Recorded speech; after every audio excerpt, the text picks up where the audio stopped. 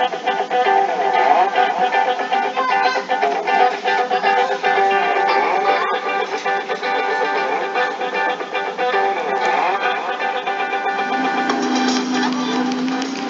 Assalamualaikum warahmatullahi wabarakatuh. Bagaimana kabar kalian hari ini? Tetap jaga kesehatan di tengah pandemi ya. Untuk sementara, kita belajar dulu dari rumah. Berdoa saja agar pandemi segera berakhir dan kita dapat segera bertatap muka lagi di sekolah.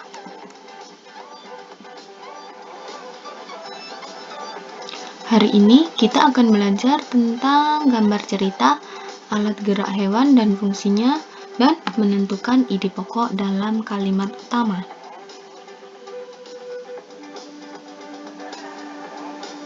Tetap tonton video ini sampai selesai ya.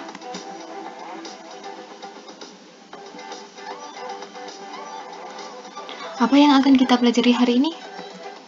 Yang pertama, kita akan belajar tentang muatan SPDP, yaitu tentang gambar cerita. Yang kedua, kita akan belajar muatan IPA, tentang alat gerak hewan dan fungsinya. Dan yang ketiga, kita akan belajar tentang bahasa Indonesia, yaitu mengenai ide pokok dalam kalimat utama.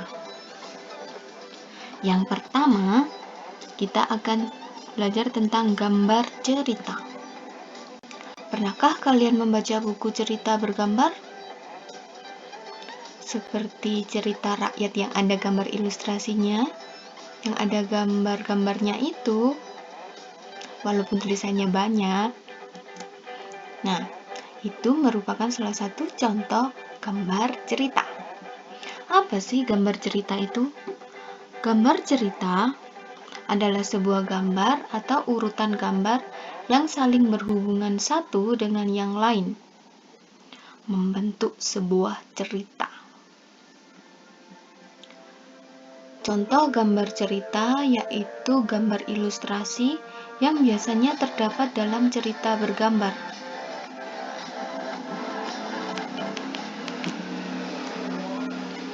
Gambar ilustrasi fungsinya untuk memperjelas, memperkuat, memperindah, memperkaya, atau menerangkan sebuah cerita.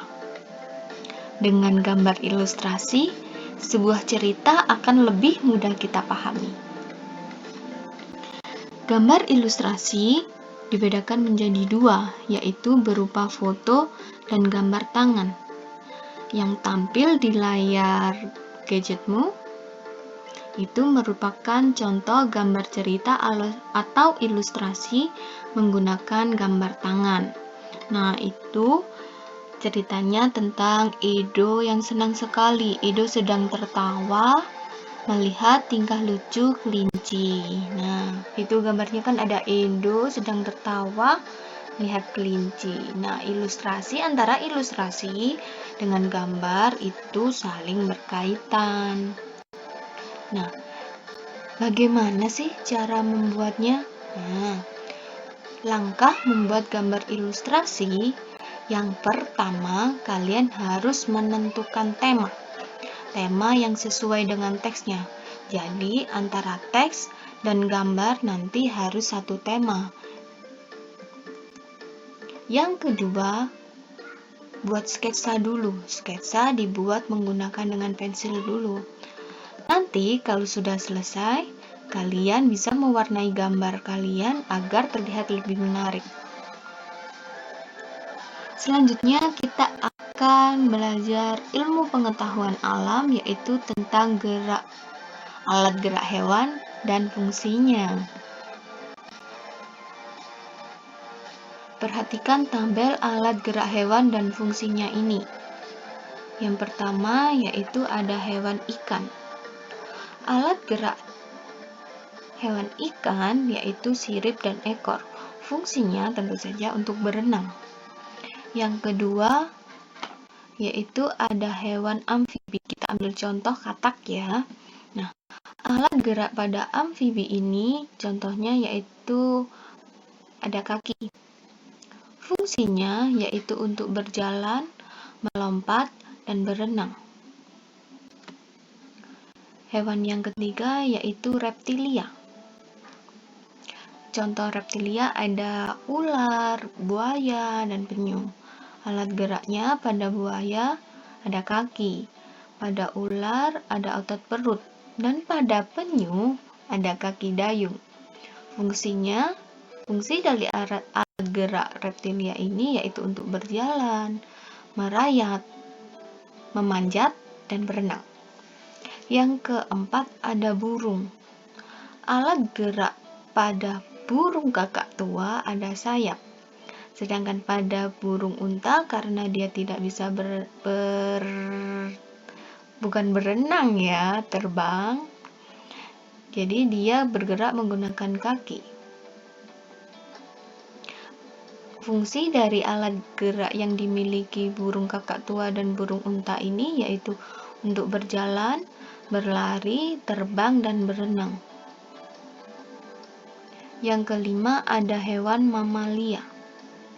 Alat geraknya yaitu ada kaki, yaitu pada hewan kerbau, sapi, dan kuda. Sedangkan pada paus dan lumba-lumba ada sirip. Fungsinya yaitu untuk berjalan, berlari, melompat, dan berenang. Dan yang terakhir nih. Terakhir kita akan belajar tentang bahasa Indonesia, yaitu menentukan ide pokok dalam kalimat utama. Sebelumnya, kita telah mempelajari tentang ide pokok dan cara menentukannya dalam sebuah teks, yaitu pada pembelajaran pertama.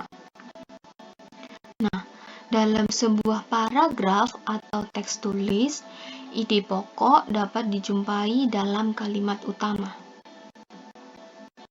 Kalimat utama ini berisi informasi utama yang menjelaskan dasar permasalahan di dalam teks. Kalimat utama biasanya terdapat di awal, di akhir, atau di awal dan di akhir suatu teks. Jadi ada 3 nih.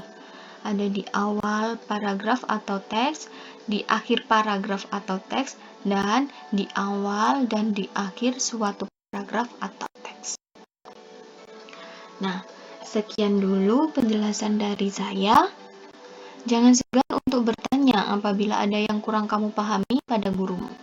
Selamat belajar, terima kasih. Wassalamualaikum warahmatullahi wabarakatuh.